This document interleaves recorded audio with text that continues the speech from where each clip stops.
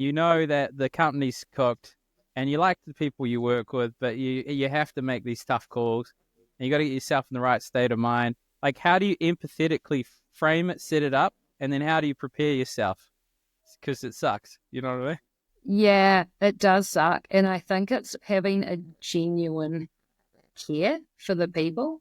And it's that communication is key, and it's bringing them on the journey. So you don't want to just um, shock them with it out of the blue. It's an effective leader would be communicating and have a good understanding of where people are at, and hopefully they've been brought on a bit of a journey and they understand the picture, um, and then it's just having the empathy to just listen to what they've got to say, and seeing how you can genuinely make some arrangement work.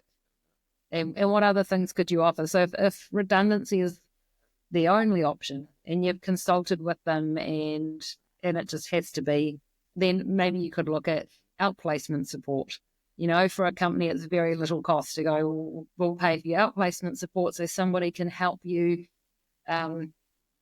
rewrite your CV, show you how you can up your profile on LinkedIn, how to write an effective cover letter, how to prepare for a job interview. So you're sort of supporting them through, like it's a negative, but you can support them through the change and then offer to be a reference for them if they go to jobs. So helping them, it's not just goodbye and good luck. There are things you can do to make that process a bit easier.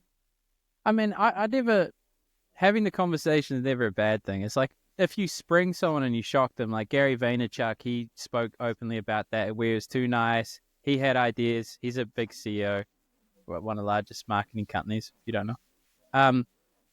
And he was always too nice, but he knew he was going to fire them.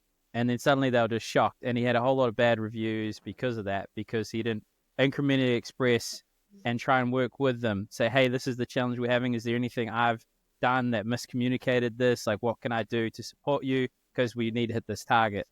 And if you communicate that in the lead up, there's some psychopaths, I've come across them. But I'm just curious, though, I don't know how much you could disclose, but like, have you had some zingers, not necessarily in your work, but like where staff did some horrific things or a leader was just like a special kind of human? Like, what have you Every come day. across? Every day.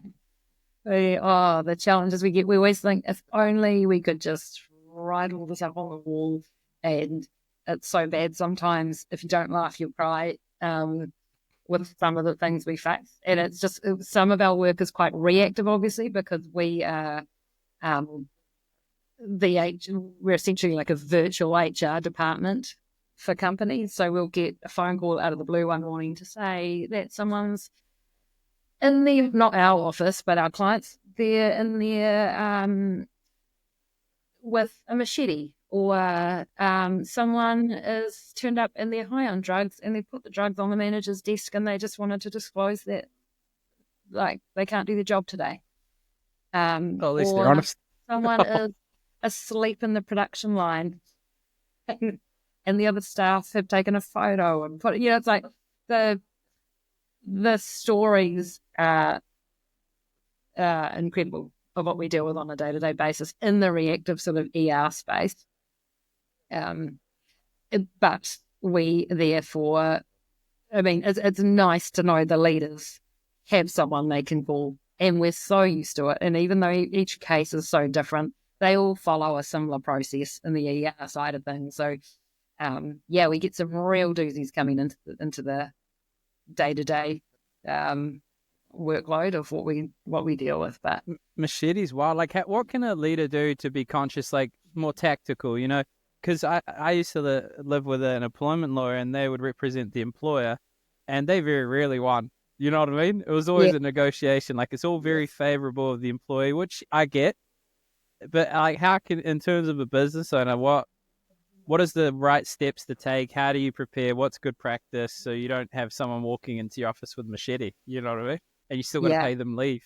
Like, the first, the first thing we always say to every business owner we meet is you need to get your foundations right in the first place.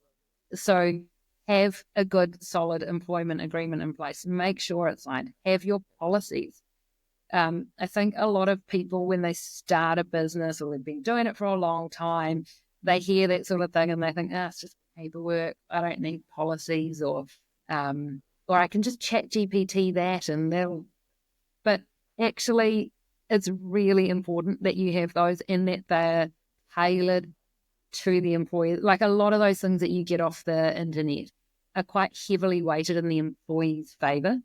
And so that's where the value of having an HR specialist can look through it and actually weight it more in favour of the employer to make it a bit more fair and a bit more balanced. So in any of those cases, you need to fall back on the company policy. And if you don't have policy and they haven't acknowledged or signed it by the employee, it just makes the case a whole lot harder.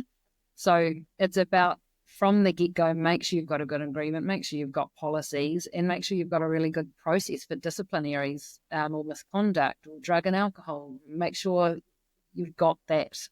Because then when things happen, there's a process to follow. Without that, it's just a whole lot harder and a whole lot more expensive. Yeah, like how expensive can it get, to give people an idea? Like what? Because I've heard people having to go to court, business partner fallout, having to pay out $50,000 to an employee. Yeah. Like how bad does it get? Yeah, every case is different, but it can cost a lot because you've got, you're usually paying for an HR consultant if you're assuming you're you don't have your own HR team. So you're paying for the consultants, and you're paying for the legal work, and quite often then you're doing a payout to the staff. So, I mean, it can be in excess of 20,000 as a sort of start per employee. Then you've got to often have the, if they then leave at the end of it, then you've got the whole recruitment costs again and the training costs of someone new. And yeah, it's time and money that could very easily be saved with just some few basic frameworks in place.